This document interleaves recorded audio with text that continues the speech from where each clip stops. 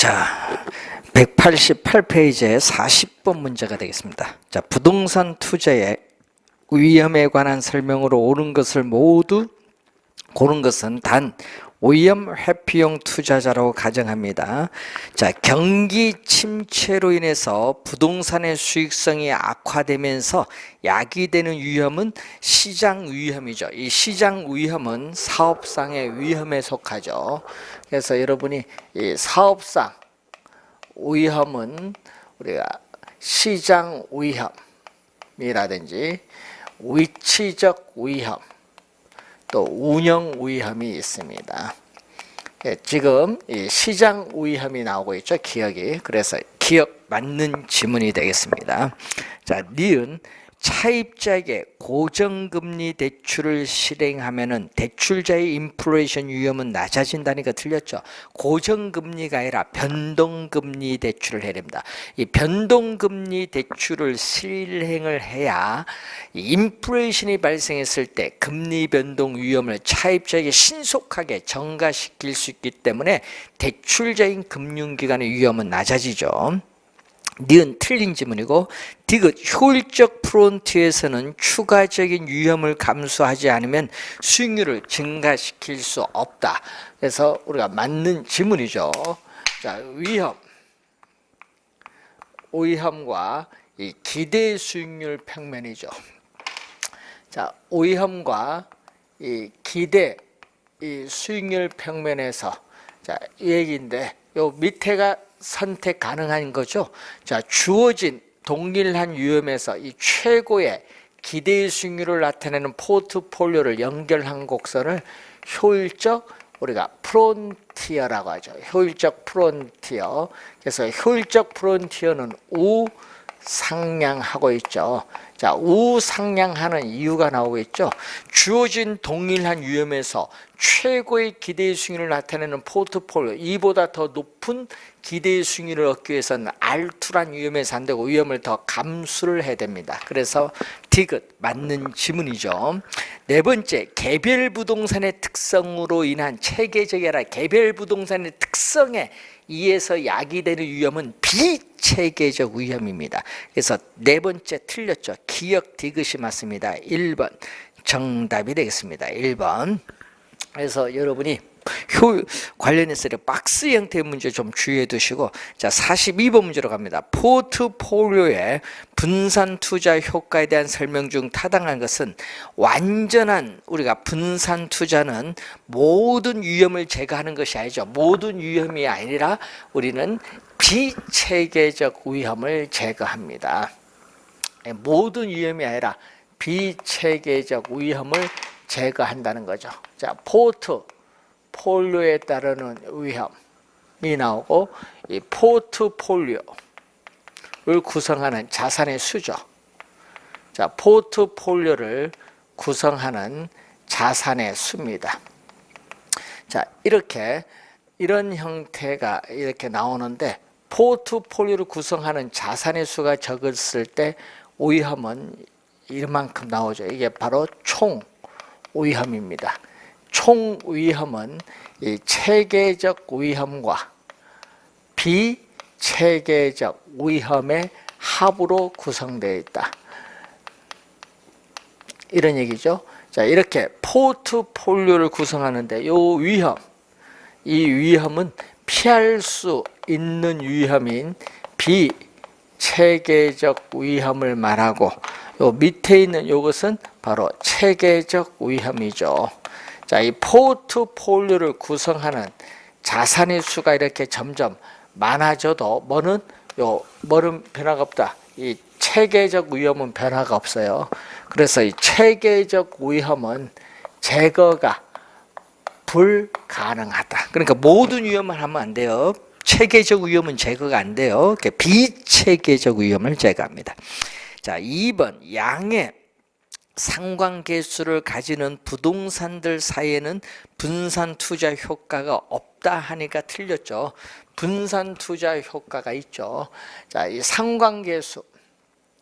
자, 상관계수는 마이너스 1과 플러스 1 사이에 있는 값인데, 상관계수는 포트폴리오를 구성하고 있는 두 자산 간에 있어서의 수익률의 움직임, 변동을 측정하는 지표죠. 자, 포트폴리오를 구성하는 두 자산 간에 있어서의 수익률의 움직임, 이 변동을 측정하는 지표를 우리 뭐라고 한다? 바로 상관계수라고 해요. 상관계수. 자, 그럼 상관계수가 플러스 1일 때를 완전한 우리가 양의 상관관계라고 하죠. 완전한 우리가 양의 상관관계인데 여기서는 포트폴리오를 구성하여도 피할 수 있는 위험인 비체계적 위험은 제거가 불가능하죠. 이 제거가 불가능하다는 것은 이 포트폴리오 효과, 위험 분산 효과가 전혀 없다. 플러스 1일 때는 없거든요. 그럼 플러스일 때는 있죠. 그래서 이 상관계수가 플러스 값을 갖는다. 플러스 값을 갖는다는 것은 이 포트폴리오를 구성하는 이 수익률, 두 자산 간의 수익률의 움직임이 같은 방향. 자, 수익률의 움직임이 같은 방향으로 변동하죠. 이 같은 방향으로 변동하는 부동산의 분산 투자할 때는 플러스인데 이때는 포트폴리오 효과가 있어요. 그런데 문제는 포트폴리오 효과가 있지만은 멀수록 이 플러스 1로 가까울수록 비체계적 위험은 적게 줄어들거든요. 그래서 플러스 1로 가면 갈수록 포트폴리오 위험 분산 효과는 점점 작아져요. 위험 분산 효과 있습니다. 그래서 우리가 플러스 1을 제외한 플러스의 상관계수를 가질 때는 위험 분산 효과가 있습니다. 2번 틀렸고 3번 포트폴리오에 포함된 부동산의 종류가 많을수록 비체계적 위험은 점점 이렇게 줄어들다가 어디까지? 여기까지 오면 완전히 제거되죠. 그래서 비체계적 위험은 0까지 줄일 수 있다라는 거. 자, 3번 정답이 되겠죠. 4번 4-5 종류의 부동산을 구입을 하기 전에는 분산 투자 효과가 있다. 2개 이상의 자산에 분산 투자하면 분산 투자 효과가 있습니다. 분산 투자로 기대 수익률은 줄어든다니까 틀린 질문인데 이 포트폴리오는 투자 자금을 한 자산에 집중적으로 투자하는 것이 아니라 여러 자산에 나누어 분산 투자함으로써 위험을 줄이는 것을 목적으로 합니다. 기대 수익률과는 아무런 관계가 없다. 위험을 줄이는 것을 목적으로 합니다. 자, 그래서 어떻게 돼요? 우선은 5번 틀린 지문이죠. 3번 정답이 되겠습니다. 자, 그러면은 이제 관련해서 우리가 43번이나 44번이 비슷한 문제인데 우리 44번 문제로 한번 확인을 한번 해보겠습니다. 포트폴리오 기대 수익률 문제죠. 자, 44번 자산 비중 및 경제 상황별 예상 수익률이 다음과 같을 때 전체 구성 자산의 기대 수익률이 얼마냐? 단 호황일 확률은 40%, 불황일 확률은 60%죠. 자, 이 상가의 기대 수익률은 얼마냐? 자, 상가의 기대 수익률을 보는데, 자, 호황일 경우에 40%인데 호황일 확률 20%, 불황일 확률 10%죠. 호황일 확률 20%, 불황일 확률 10%입니다. 자, 이때 호황일 경우에 몇 프로? 호황일 경우에는 우리가 40%, 0.3, 불황일 경우는 60%가 0.6이죠. 그래서 8%, 6% 더해주니까 8%, 6% 되는 게 14%가 됩니다. 상가의 기대 수익률 14%. 자, 두 번째는 오피스텔. 자, 오피스텔의 기대 수익률은 얼마냐? 자, 호황일 경우에 25%, 호황일 경우에 25%, 불황일 경우에 10%가 되죠. 호황일 확률 40%, 불황일 확률 60%죠. 자, 그러면 여기 10%, 6%니까 16%가 되겠습니다. 자, 그리고 아파트. 자, 아파트일 경우에 기대 수익률인데 10%, 8%죠. 호황일 경우에 10%, 불황일 경우에 8%가 됩니다. 호황일 확률 우리가 40% 불확률 확률 60%죠. 4% 4.8%니까 8.8%가 되죠. 자, 이럴 경우에 우리는 전체 구성 자산의 기대 수익률을 묻는 겁니다. 자, 전체 구성 자산의 기대 수익률은 이 포트폴리오를 구성하는 개별 자산, 우리 상가일 경우에 14%, 그리고 우리는 오피스일 경우에 16%, 그리고 아파트일 경우에 8.8%, 이 포트폴리오를 구성하는 개별 자산의 기대 수익률을 가중치를 곱해서 더해주면 되죠. 가중치 상대적 투자 비중 얼마? 우리는 100% 상가는 100%에서 20%니까 0.2, 오피스텔은 100%에서 30%니까 0.3, 그리고 아파트는 100%에서 50%니까 0.5가 되죠. 그럼 이것은 몇 프로냐? 2.8%, 여기는 4.8%, 여기는 4.4%죠. 그럼 9.2%, 2.8% 더해주니까 12%가 구하고자 하는 답이 되겠습니다. 그래서 정답은 2번이 정답이죠. 45번. 기대 수익률 위험 평면에서 투자 자산들을 보여주고 있는 다음 그림과 관련된 설명 중 틀린 것. 자, 이 내용이 되겠죠. 이 기대 수익률 위험은 표준 편차를 나타내는데, 자, 이 기대 수익률 위험 평면에서 여기 A, 우리가 C, D, E가 주어지고 이게 B죠. A, C, D를 연결한 이게 바로 효율적 프론티어죠. 효율적, 우리가 프론티어를 말합니다. 효율적 프론티어. 그래서 1번 맞고 2번 A에 50% 투자하고 C에도 50% 투자했을 때 A, C 각각 50% 투자하면은 이 중간이 A 플러스 C 포트폴리오의 기대 수익률이 됩니다. 그리고 또 A에 50% 투자하고 또 D에 50%를 투자하면은 요것도 A, D의 중간인 요거죠. 이게 바로 A 플러스 D 포트폴리오의 기대 수익률인데, 그러면은 A 플러스 C보다 A 플러스 D 포트폴리오의 기대 수익률이 높다. 이게 2번 설명. 자, 투자자들은 투자자산 B, C 중에서 자, 뭐죠? 이렇게 위험이 동일할 경우에는 기대 수익률이 낮은 B보다 기대 수익률이 높은 C를 선택하죠. 뭐에 의해서? 평균 분산의 지배의 원리에 의해서. 3번 맞고 4번 A, C, E 포트폴리오 A, C, E 세 자산의 포트폴리오, 세 자산에 투자하는 포트폴리오 분산 투자 효과와 두 자산에 투자한 포트폴리오 분산 투자 효과면은 포트폴리오를 구성하는 자산의 수가 많을수록 비체계적 위험은 많이 제거되니까 포트폴리오가 이게 크죠. 그래서 4번 정답이 되겠습니다. 5번 A를 선택하는 투자자는 기대 수익률과 위험도 낮은 바로 뭐죠? 보수적인 투자자고, 우리가 이렇게 기대 수익률도 높고 위험도 높은 요 E는 우리가 공격적인 우리가 투자자가 됩니다. 그래서 5번 맞는 지문이 되겠습니다. 그래서 기본적 개념 잘 이해를 해 두시면 되겠고, 46번 문제로 갑니다.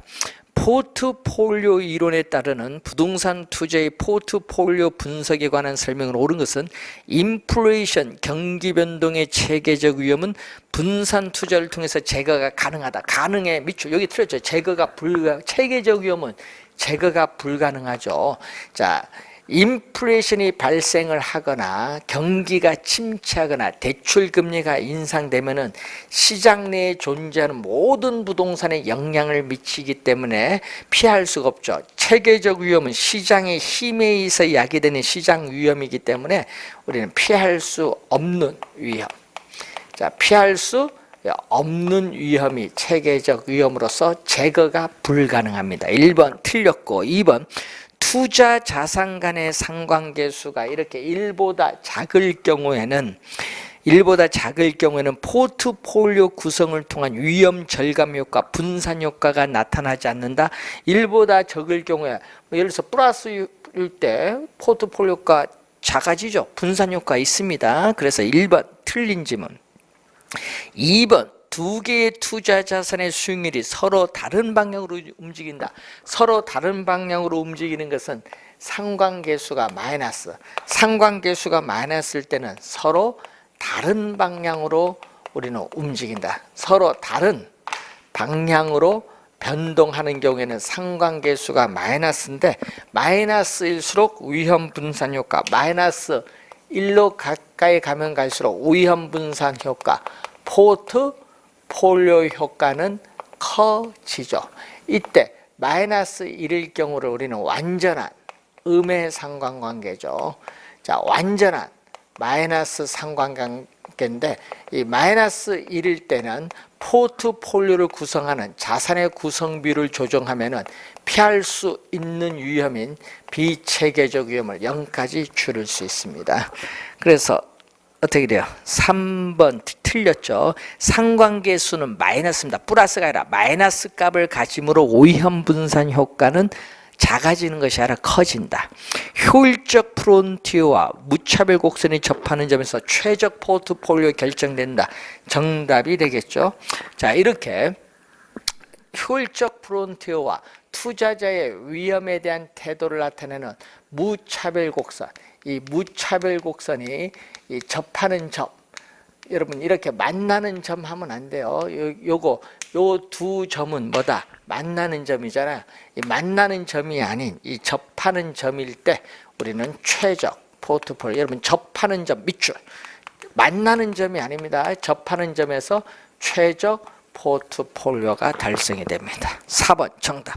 5번 포트폴리오에 편입되는 투자 자산의 수를 늘리면 비체계적 위험이라 비체계적 위험이 점점 줄어들죠. 이 비체계적 위험을 우리는 피할 수 있는 위험이죠.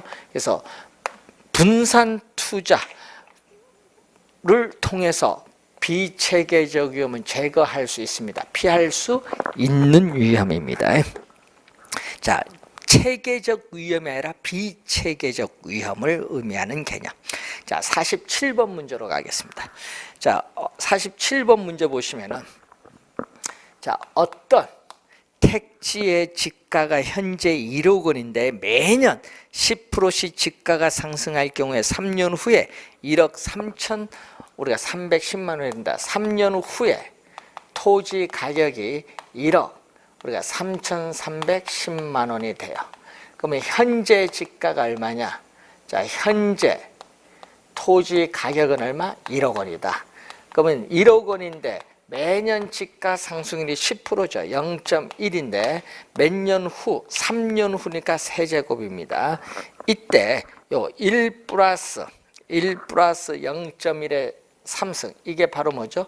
현재 토지 가격 1억 원이 3년 후에 얼마가 되느냐, 이걸 우리가 구해주는 개수를 일시불의 미래가치계수, 일시불의 미래가치계수, 내가계수인데 이 역수, 일시불의 미래가치계수와 역수가 바로 일시불의 현가계수죠. 일시불의 현가계수를 구하는 건데 역수니까 바로 얼마가 나와야죠?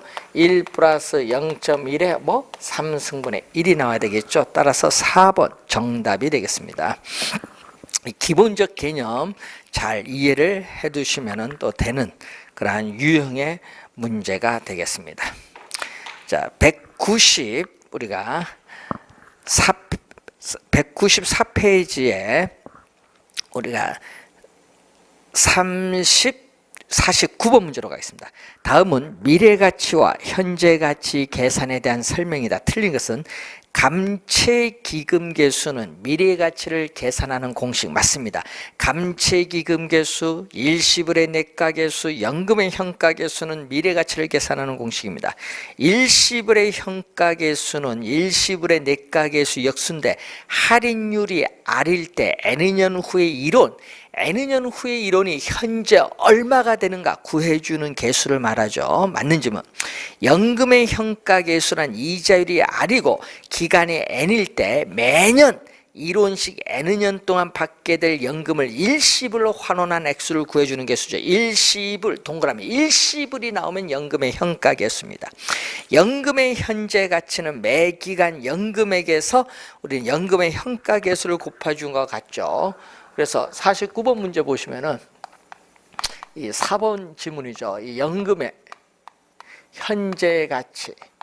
자, 연금의 현재 가치는 매 기간 받는 연금액에 연금일 때는 연금을 붙여주고 현재 가치를 구해줄 현재 가치일 때는 현재 가치 개수를 곱해주면 돼. 이걸 곱해주면은 구할 수 있죠. 이게 4번 설명. 5번 저당 상수는 일정 액을 빌렸을 때 매 기간마다 갚아나가야 할 원금 이자의 합계를 구한 것인데 연금의 현가계수 역수입니다. 저당상수와 연금의 현가계수는 역수관계, 감채기금계수와 연금의 내가계수는 역수관계입니다. 따라서 5번 정답이 되겠죠. 자, 50번 문제로 갑니다. 자, 어떤 지역에 A 아파트 단지는 100세대가 거주하고 있다. 아파트 단지를 관리하는 주택관리사는 5년마다 정기적으로 엘리베이터를 교체하기 위해서 준비하고 있다. 이를 위해 관리비에 매년 일정 금액을 징수하여 적립하고 있죠. 적립의 동그라미 적립입니다. 적립이 나오면은 미래가치입니다. 연금이죠. 자, 5년 후에 엘리베이터 교체 비용이 1억 원이라고 한다면 주택관리사는 세대별로 매년 얼마씩 징수해야 되냐. 자, 밑줄은 세대별로 매년 얼마씩 징수. 밑줄 이게 포인트인데 이자율은 연 10%고 1,000원 미만은 절사한다 이런 얘기죠. 자, 그러면은 얼마? 5년 후에 얼마를 만들어야 돼? 1억 원을 만들죠. 자, 5년 후에 1억 원을 만들기 위해서 우리는 정기적금에 가입을 했을 때 매년 불입을 해야 될 적립금은 얼마냐? 자, 매년 우리가 불입을 해야 될 적립금, 적금액이죠. 적립금, 적금액이 얼마냐? 요걸 구할 때는 감채 기금 개수를 곱해주면 되죠. 연이자율 10%, 5년에 감채 기금 개수를 곱해주면 되는데, 자, 이 표에서 5년에 감채 기금 개수가 얼마냐 나오죠. 감채 기금 개수 표에서 5년 하고 찾아봤더니 0.16이에요. 0.16이니까 얼마? 1,600만 원이죠. 그럼 매년 불입을 해야 될 우리는 적립금은 1,600만 원인데 지금 아파트 단지에 100세대니까 100세대로 나눠주니까 세대별로 얼마? 16만 원이 되겠죠. 그래서 세대별로 16만 원을 납부해야 됩니다. 1번 정답이 되겠습니다. 자, 52번 문제로 갑니다. A는 부동산 자금을 마련하기 위해서 1월 1일 현재 2년 동안 매년 연말 동그라미 연초 연말 답이 달라져요. 연말입니다. 연말 2,000원씩을 불입하는 투자 상품에 가입을 했다. 투자 상품 이자율이 연 10%라면은 이 상품의 현재 가치는 얼마냐? 우리 2,000원씩을 불입을 하는 거죠. 자, 2,000원씩을 불입을 합니다. 현재 1년 말, 2년 말이 주어졌습니다. 자, 이때 2,000원씩을 이렇게 불입을 하죠. 자, 그럼 이게 현재 얼마냐? 1년 만에 2,000원이 현재 얼마냐? 할인을 해야 되는데 이때 할인율은 이자율 몇 프로? 10%, 0.1이죠. 기간이 1년이니까 무슨? 1승. 1.1로 나눠주면 이제 얼마 나오겠죠. 자, 그리고 2년 말에 2,000원이 또 현재 얼마냐 얘기죠. 또 할인율은 몇 프로? 10%인데 기간은 몇 년? 기간은 2년이니까 얼마? 제곱. 제곱이니까 1.21로 나눠주면 또 얼마 나오겠죠. 그럼 이 금액 두 가지를 더해주면은 얼마 나와요? 3,471원이 나오는데 10원 이하는 절사 버린다. 그러면 3,400원이 정답. 1번 정답이 되겠습니다. 53번 화폐 시간가치 계수에 관한 설명 중 틀린 것은 현재의 이론이 이자율을 감안을 할 경우에 N년 후에 달성되는 가치 가치가 얼마냐 구해주는 개수를 일시불의 미래가치 내가계수 1번 맞는 지문이죠. 자, 원리금 균등 상환액의 융자기간 만기에 해당하는 저당상수를 곱하면 융자원금 대출금이 된다 하니까 틀린 지문이죠. 자, 53번에 2번 지문은 또 시험 지문에 또 많이 나오죠. 자, 이 얘기거든요. 자, 매 기간 불입을 해야 돼. 원리금 균등 상환액. 자, 원리금 균등 분할 상환에서 따지죠. 원리금 균등 상환액은 대출금에 뭐를 곱해준 것 같다. 대출금에 저당 상수인데 이 대출금이 바로 뭐를 의미한다. 융자 원금이죠. 따라서 대출금은 원리금 균등 상환액, 원리금 균등 상환액의 양변을 뭘로 나눠줬죠? 저당 상수로 이렇게 나눠졌어요. 자, 그렇기 때문에 이게 바로 어떻게 나오죠? 원리금 균등 상환액에 자, 저당 상수로 양변을 이렇게 나눠줬는데 원리금 균등 상환액에 저당 상수분의 요거는 뭐의 역수? 연금의 현가계수와 역수죠. 저당 상수는 연금의 현가계수와 역수이기 때문에 뭐를 곱해주면 돼? 연금의 현가계수를 곱해주면 되죠. 그래서 원리금 균등 상환액에 연금의 현가계수를 곱하면 대출금을 구할 수 있어요. 4번 정답이고, 자, 그리고 5번 잔금 비율과 상환 비율을 더해주면 1이죠. 자, 5번에 잔금 비율은 대출금 중에 미상환된 원금이 차지하는 비율입니다. 자, 이 대출금에서 미상환된 원금이 차지하는 비율에다가 상환 비율은 대출금 중에서 이 상환된 원금이 차지하는 비율 더해주니까 얼마? 예. 그래서 어떻게 돼요? 맞는 지문이 되겠습니다. 자, 54번 문제. 화폐 시간 가치에 관한 설명으로 틀린 것은 연금의 미래 가치 계수를 계산하는 공식에서는 이자 계산 방법으로 복리 방식을 채택한다. 이자의 이자를 지급하는 복리 방식 채택합니다. 맞고, 원리금 균등 상환 방식으로 주택 저당 대출을 받은 경우에 저당 대출의 매기 원리금 상환액을 구하려면 뭐를 이용할 수 있다? 저당 상수. 이렇게 매기 원리금 상환을 구하려면 뭐를 이용할 수 있다? 이렇게 저당 상수를 활용할 수 있는 거죠. 그래서 2번 맞는 질문이고, 3번 5년 후에 주택 구입에 필요한 자금 3억 원을 모으기 위해 매월 말 불입을 해야 되는 적금액을 계산을 하련다. 자, 우리가 매월이죠. 매월 정기적금에 가입을 했을 때 매월 불입을 해야 될 이 적금액 적립금을 구해야겠죠. 몇 년 후, 우리가 5년 후 3억 원을 만들기 위해서 정기적금에 가입을 했을 때 매 기간 우리가 불입을 해야 될 적립금을 구해주는 개수는 감채기금 개수입니다. 그래서 감채기금 개수예요. 여러분, 연금의 현가 개수가 아니라 감채기금 개수를 곱하여 구합니다. 3번 정답. 매월 말 50만 원씩 5년간 들어올 것으로 예상되는 임대료 수입의 현재 가치를 계산하려면은 저당상수의 역수. 자, 저당상수의 역수 밑줄. 이 저당상수의 역수를 연금의 현가 개수를 의미하겠죠. 자, 이 얘기겠죠. 현재. 자, 첫 번째 달에 50만 원, 두 번째 달도 50만 원, 이런 식으로 해서 5년이니까 60개월이죠. 50만 원의 임대료 수입이 들어오고 있어요. 이걸 현재 얼마 구해야겠죠. 그럼 50만 원을 현재의 가치로 이렇게 할인을 해야 됩니다. R은 할인율이죠. 또 두 번째도 이렇게 할인을 또 해야 돼. 이런 식으로 들어오면 되겠죠. 50, 1 플러스 R에 얼마? 우리가 60수. 총 60개월이니까 이런 식으로 할인해서 들어와서 이거 다 더해줘요.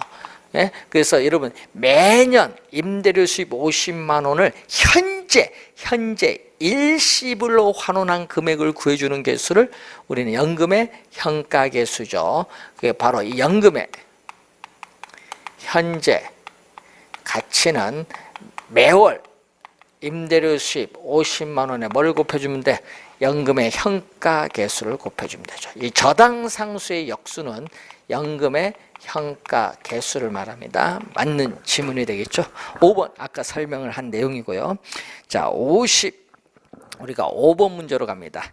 A씨, 자 55번 문제를 보시면은 A씨는 주택자금 1억 원을 연 이율 10% 20년 상환 조건으로 융자를 받았어요. A씨는 이 주택을 5년 뒤에 처분할 경우인데 5년 뒤에 우리는 상환할 융자 잔고를 구하는 방법은 매년의 원리금 상환액은 1,100만 원으로 가정한다. 자, 상환 기간은 몇 년? 우리 20년이죠. 자, 이런 얘기겠죠. 현재 주어졌는데 1년, 2년, 3년, 4년, 5년, 6년, 7년 이렇게 해서 가는데 총 몇 년? 20년 동안 원리금 균등 분할 상환이죠. CPM. 원리금 균등 분할 상환은 CPM인데, 자, 매년, 대출을 받을 때 매년 이렇게 동일한 금액의 원리금 상환액을 이렇게 갚죠. 이 A가 얼마? 원리금 상환액 1,100만 원. 매년 동일한 금액인 1,100만 원을 지금 상환하고 있습니다. 자, 5년 뒤에 처분할 계획이죠. 그럼 5년까지는 갚았으니까 필요가 없지, 갚았으니까. 그래서 5년 후에 우리는 처분할 계획인데 5년 후에 미상환된 원금, 융자 잔고죠. 5년 뒤에 융자 잔고는 미상환된 원금 또는 미상환 대출 잔액, 저당 잔금이라고 하죠. 자, 그러면은 요걸 구하기 위해서는 6년 차에 우리는 이 원리금 1,100만 원은 원금 플러스 이자가 포함됐거든요. 이자가 현재 5년 현재 시점으로 할인하면 이자가 없어지죠. 그러면 6년 차에 이걸 할인하면 1 플러스 0.1의 1승이죠. 자, 7년 차에 A를 할인을 하면은 5년 현재 시점으로 할인하면 1 플러스 0.1의 기간이 2년이니까 제곱. 자, 이런 식으로 오면은 20년 차에도 할인하면 기간이 몇 년? 15년. 1 플러스 0.1의 15승. 자, 그러면 A라는 공통되는 인수를 묶어내면 이렇게 나오죠. 1 플러스 0.1의 1승. 1 플러스 0.1의 제곱. 이런 형태가 수식이 나옵니다.